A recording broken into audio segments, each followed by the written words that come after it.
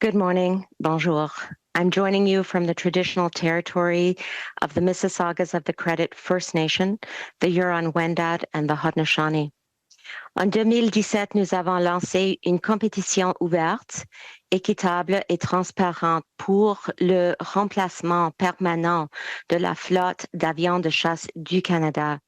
Nous l'avons fait parce que nous sommes déterminés à fournir nos aviateurs avec l'équipement le plus avancé, le meilleur sur le marché et donc obtenir le bon avion au bon prix pour les Canadiens.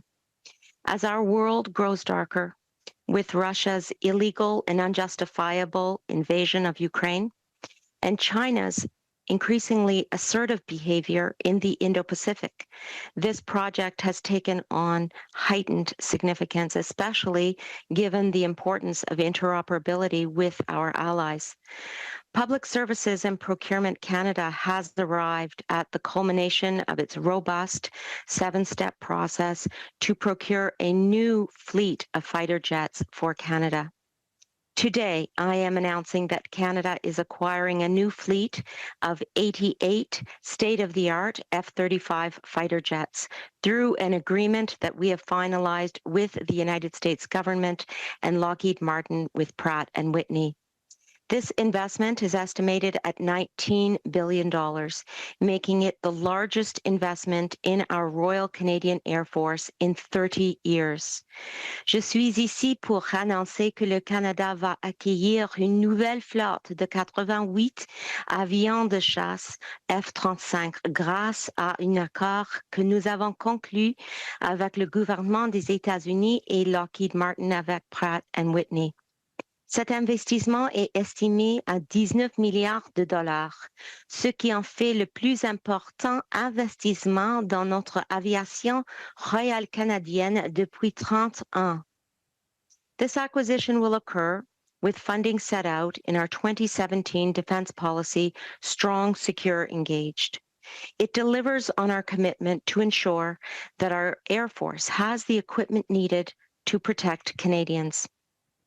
The F-35 is a modern, reliable, and agile fighter aircraft used by our closest allies in missions across the globe.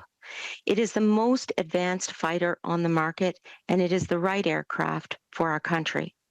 The F-35 provides pilots with enhanced intelligence, surveillance, and reconnaissance capabilities, greatly improving their situational awareness and survivability in today's high-threat operational environment.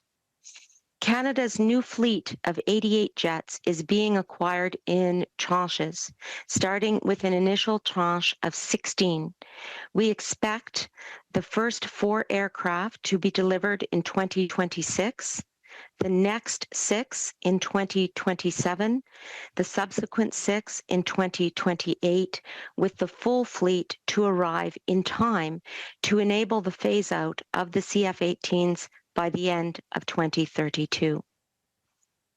As we move towards a new fleet, we are ensuring that our Air Force has the aircraft needed to protect Canada in the interim. We have procured Australian F-18s to supplement our existing fleet of CF-18 aircraft, which are also being upgraded under the Hornet Extension Project. These 2 initiatives will help extend the life of our CF-18 fleet to 2032 and will allow for a gradual transition from the CF-18 to the F-35 while ensuring that the RCAF is equipped to sustain key defense missions in North America and internationally. En faisant l'acquisition de cette flotte, nous améliorons les capacités du Canada dans notre espace aérien et nous permettons une coordination plus étroite et plus fluide avec nos alliés. Cette nouvelle flotte de chasseurs assurera la capacité du Canada à remplir ses obligations militaires chez nous et lui permettra de respecter ses engagements dans le cadre du NORAD et l'OTAN. Cet investissement de 19 milliards de dollars comprend non seulement les avions, mais aussi l'équipement connexe, les installations et les services de soutien, ainsi que la construction d'installations modernes pour les escadrons de chasseurs à Bagotville au Québec et à Cold Lake en Alberta. This $19 billion investment includes not just aircraft, but also sustainment, setup, and services for the aircraft, associated aircraft equipment, and the construction of modern fighter squadron facilities in Bagotville and Cold Lake. These facilities will be home to both operational and training squadrons and will include space for daily operations, maintenance, administration, mission planning, and simulator training in support of the entire fleet.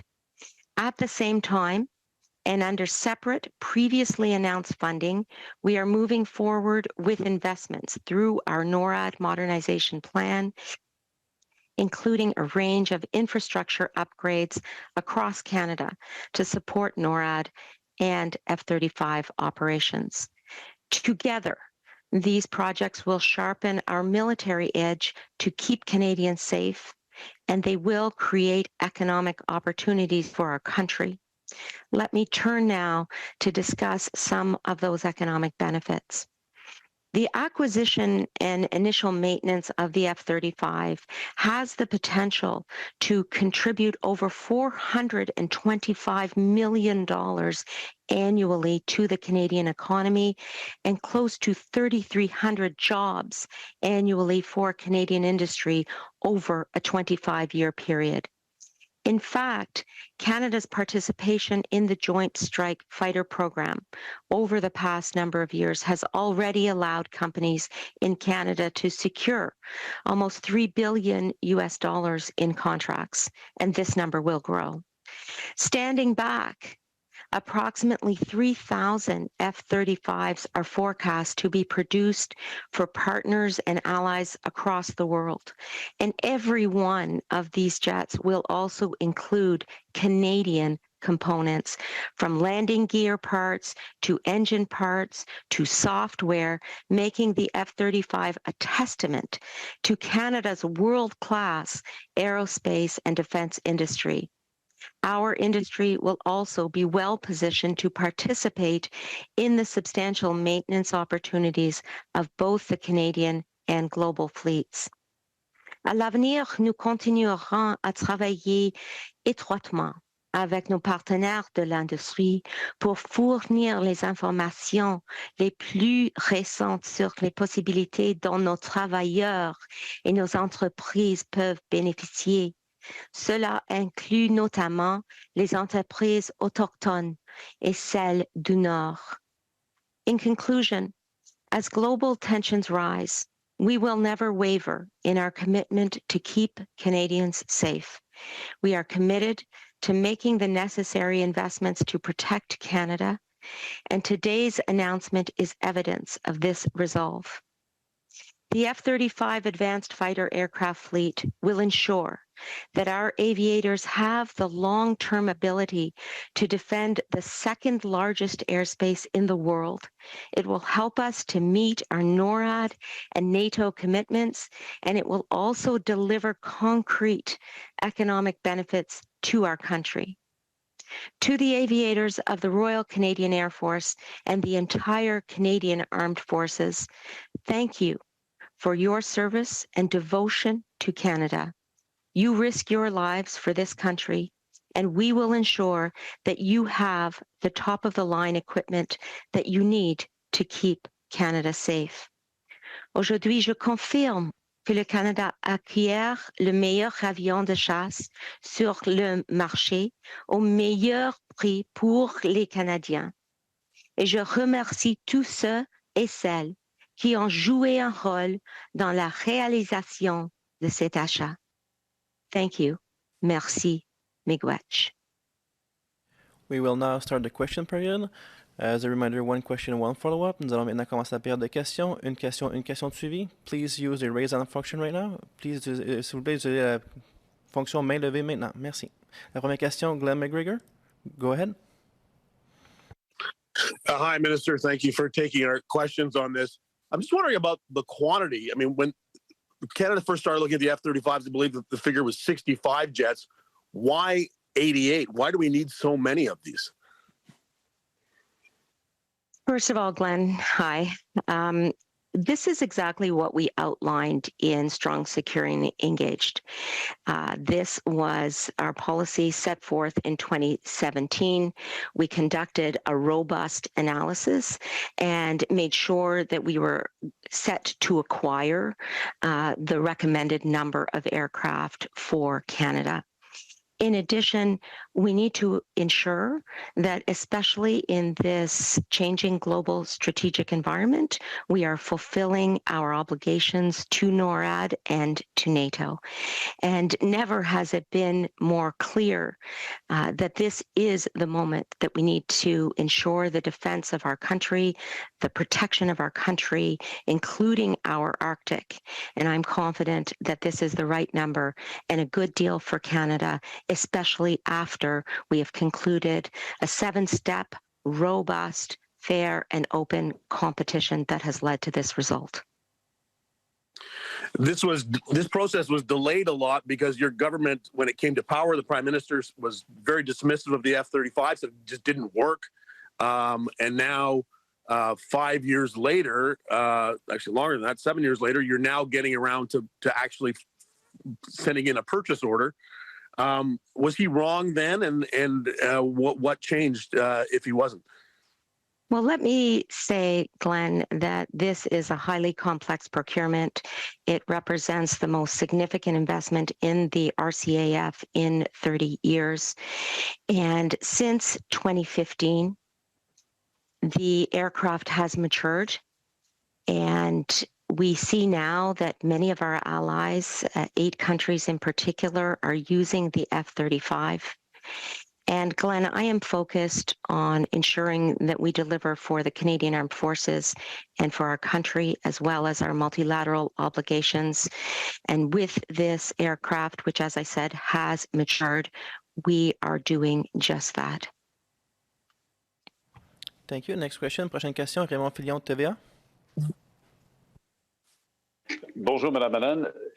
Je lis que ce matin que la production du F-35 a été arrêtée à la suite d'un écrasement au Texas au mois de décembre.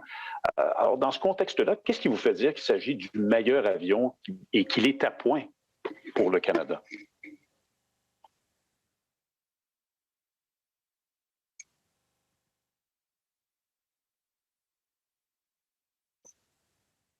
C'est une bonne question, bien sûr. Je voudrais dire premièrement que nous travaillons avec le dernier modèle de l'avion qui a été perfectionné et devenu plus performant et a atteint une maturité telle que 11 services de 8 pays ont déclaré une capacité opérationnelle initiale. Et on s'attend à ce que tout problème technique découvert dans le cadre de l'enquête en Texas en cours soit résolu avant de la production de tout avion canadien. Mais pourquoi le F-35 est le meilleur avion? Qu'est-ce qui vous fait dire ça aujourd'hui? Et est-ce que M. Trudeau a commis une erreur en 2015 lorsqu'il a dit que le Canada n'avait pas besoin de ces avions-là, que le Canada ne s'en procurerait pas?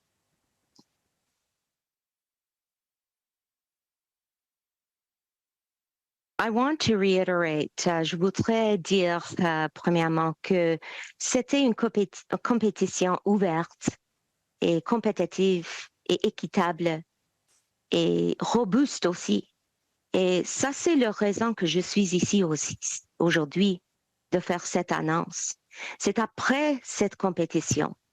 Et maintenant, nous savons que ça, c'est la meilleure décision pour les Canadiens, Canadiennes, le meilleur prix aussi. Et c'était à cause de la compétition. Donc, je suis sûre, après cette compétition, que ça, c'est la correcte réponse pour le Canada. Thank you. Merci. Prochaine question, Mélanie Marquis. Oui, bonjour. Je vais commencer, Madame Anand, par vous demander s'il y a des pénalités, en fait, des sanctions pécuniaires qui sont prévues au contrat, s'il y a des retards de livraison. On a dit que non un peu plus tôt du côté des fonctionnaires, mais j'arrive pas à comprendre pourquoi la compagnie est pas, pourquoi il n'y a pas une clause pour pénaliser une compagnie si elle n'arrive pas à livrer les appareils à temps.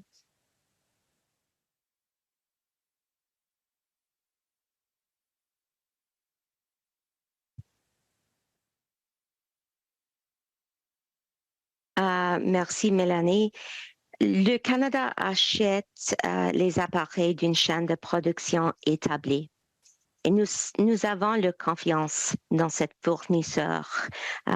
Compte tenu des antécédents du programme en matière de livraison des appareils à temps, nous sommes convaincus que les appareils seront livrés aux dates demandées par le Canada ou à des dates très proches, et nous sommes confiants dans cet fournisseur aussi. Oui, puis juste en suivi un peu par rapport à ce que mon collègue Raymond disait, vous maintenez que c'est le meilleur avion, meilleur appareil au meilleur prix, mais il y a en 2012, le vérificateur général parlait d'un montant de 25 milliards pour 65 appareils. Là, il y en a 88, mais dont le coût va être de 70 milliards pour le cycle de vie. Comment pouvez-vous maintenir que c'est le meilleur avion au meilleur prix?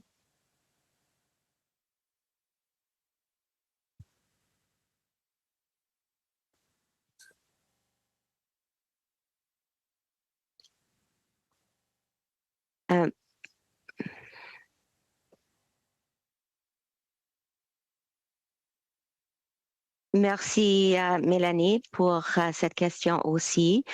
Premièrement, je dois dire encore une fois que nous avons eu une compétition et c'était une compétition robuste. Et c'était à cause de cette compétition que je suis ici aujourd'hui pour faire cette annonce aussi. Donc, il y a un prix, oui, ça c'est 19 milliards de dollars. Et aussi, nous avons des coûts pour le coût de cycle de vie aussi. Mais la fourchette d'estimation de coût du cycle de vie d'une flotte de 88 avions et de 70 milliards de dollars. C'est important de souvenir et nous pouvons maintenir ces coûts avec notre plan, notre politique et aussi l'autre investissement que nous allons faire avec cet investissement. Il y avait une réduction des coûts de maintien, de réduction de 25% depuis 2015 à cause de l'avion de chasse et l'amélioration avec les technologies de cet avion. Thank you. Merci. Next question, Libertium from the Canadian Press. Yes, thank you, Minister. I wanted to ask, obviously we're on a pretty tight deadline with the CF-18s. I'm wondering, obviously, you've got a lot of work, a lot of preparatory work to do in terms of infrastructure, in terms of setting up sustainment and all this kind of stuff. What will the government be doing to make sure that all of this moves ahead of schedule? And can you speak to kind of this tight time frame that you have to make sure that the F-35s arrive in time for the retirement of the CF-18s? How important is that timeline?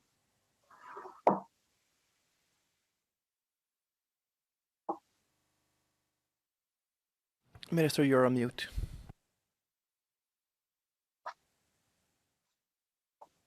My apologies.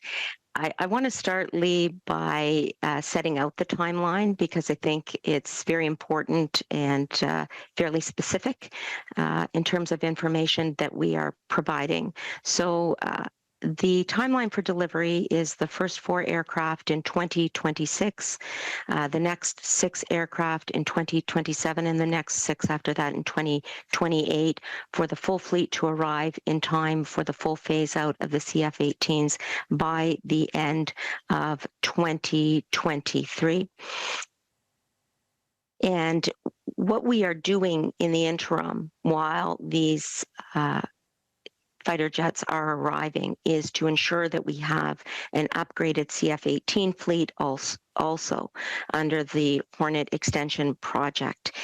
The Hornet Extension Project is going to be introducing new weapons. It's going to ensure that we don't have gaps in our capabilities as we ensure that we are living up to our obligations under NATO and NORAD. But the key point to mention is we have confidence in the supplier to be delivering these aircraft. We have seen no issues in the supply chain and in our negotiations with them. And as a result, we are fairly confident that they will be arriving on schedule. Thank you. And as a follow-up, you mentioned the Hornet Extension Project. That's over $1 billion. I think it's 1.3 billion. That's obviously one of the costs of the delay in the initial plan to purchase the CF-8 or the F-35 that was announced in 2010. There have been others as well, such as gaps and things like that. What can you say? What can you tell Canadians has been a benefit of the last 12 years of delays and constant talk about fighter jets and the F-35 that has essentially led us to the same point, that the same decision that was made in 2010?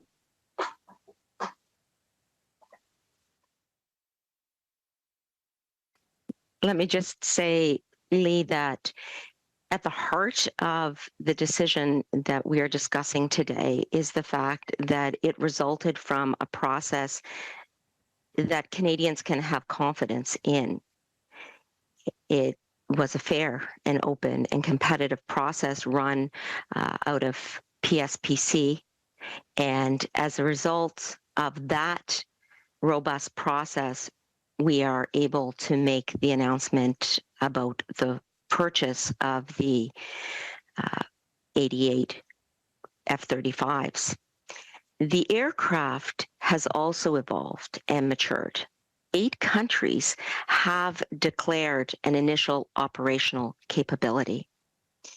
And I want to reiterate that in addition to ensuring that our country will be protected and our obligations to NORAD and NATO will be maintained, we are also ensuring that economic benefits from this procurement will flow to the Canadian economy. And in particular, this procurement has the potential to contribute over $425 million annually to GDP and close to 3,300 jobs annually for Canadian industry and supply chain partners over a 25-year period. So I am confident after this open and fair competitive process that the benefits to our country in terms of national security, as well as the benefits to our country in terms of economic security, are going to persist and are present. We can only have economic prosperity if we ensure national security. And that is what our government is doing with this announcement today. Thank you. Thank you. Merci. Next question, Murray Brewster. Go ahead. Good morning, Minister. Thank you for taking my question. The phase-in of the F-35 will not see the aircraft achieve initial operating capability until 2029, final operating capability anywhere between 2032 and 2034. When the CF-18 was phased in, it did not take 6 to 8 years. Can you explain why it is going to take so long to get the F-35 into operational service for national security?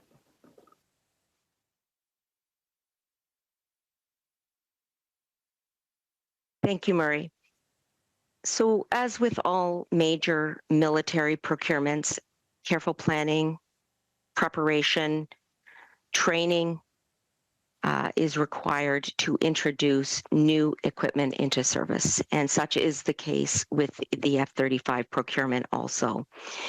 And this is particularly true for advanced weapon systems, where we must ensure sophisticated training for pilots and technicians, all while we are continuing to conduct daily operations on the CF-18 in the interim.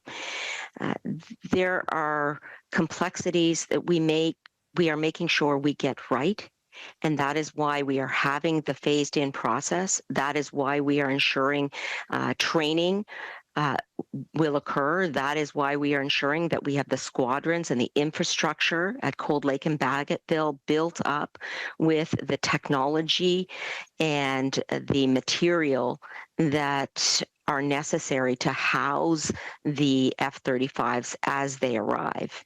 And so the bottom line is one that relates to complexity and the need to be prepared for the 88 F-35s that will be coming in tranches over the next number of years. As a follow-up question, Minister, the department officials told us in the technical briefing earlier that as far as benefits are concerned, Lockheed Martin has agreed to target benefits to the value of the contract into Canadian industry. Now, that sounds like you got a better deal than just the standard MOU. Am I reading that correctly? And if so, can you give us a little bit more detail?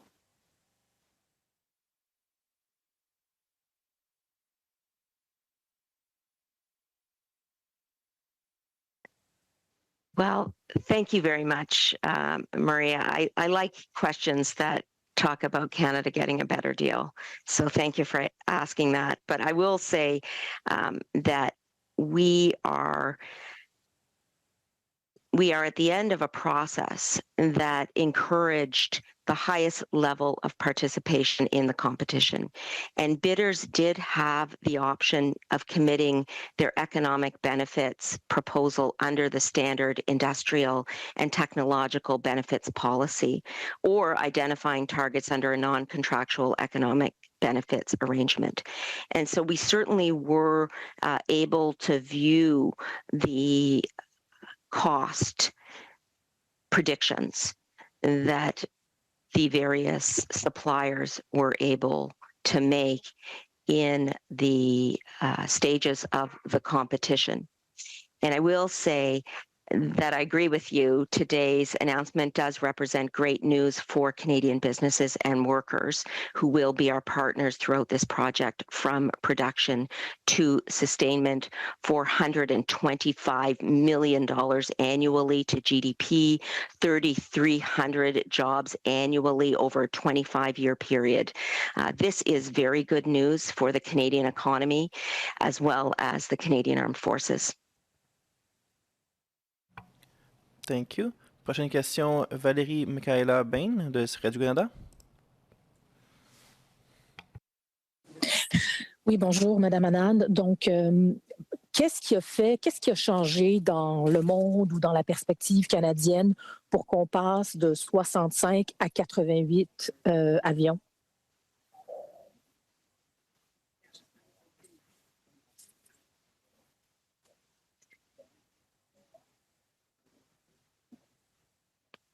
Comme j'ai déjà dit, nous avons eu une politique de défense en 2017. Et cette politique a dit que nous devons avoir 88 chasseurs, avions de chasse pour notre pays. Et on a décidé ça dans notre politique de défense. Et pour remplir nos obligations dans le cadre de NORAD et de l'OTAN, nous devons avoir ces chiffres, ces avions de chasse. Et ça, c'est le correct chiffre, correct nombre pour notre pays, pour la protection de notre pays et pour les obligations de NORAD et de l'OTAN. Et ces obligations sont très, très importantes à ce moment-là dans l'environnement global. Avec l'invasion illégale de Russie à l'Ukraine, nous devons être là pour nos alliés, pour nos partenaires, pour nos alliances multilatérales. Et ça, c'est le cas avec cet approvisionnement important. Merci. Vous avez mentionné qu'il y a eu un processus rigoureux, que l'appel d'offres a été très compétitif.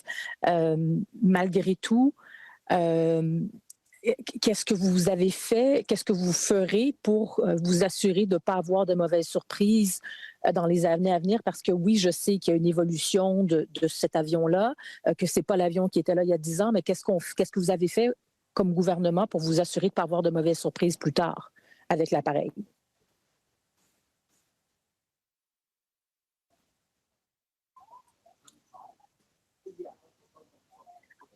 Comme toujours, nous avons s'assuré que nous allons prêtes pour les surprises. Et comment est-ce qu'on peut faire ça?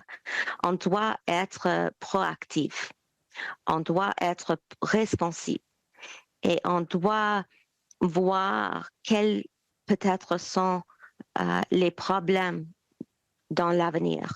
Et ça, c'est le moyen d'opération de moi comme ministre de la Défense nationale, mais aussi j'ai dit à mon département, mes officiels aussi, de s'assurer qu'on a une relation très proche avec le fournisseur, de dire quels peut-être vont être les problèmes. C'est un appareil plus mature maintenant.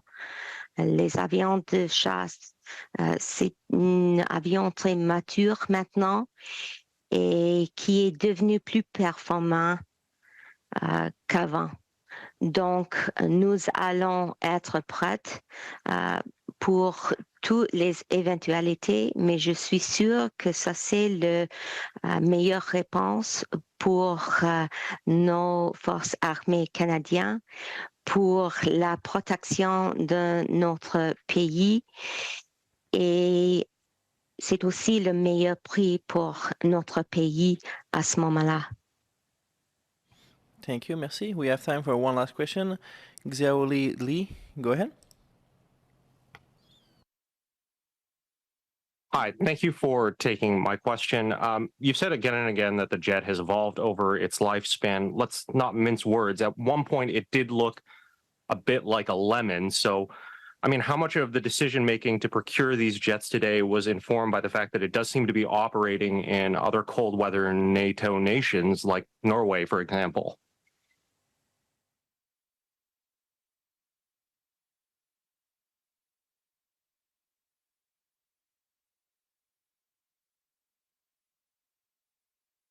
Okay, thank you very much. As I have reiterated throughout this meeting, the process that we undertook was robust and independent, but it was also one that ensured that we were taking into account the unique environment in which Canadian jets must operate.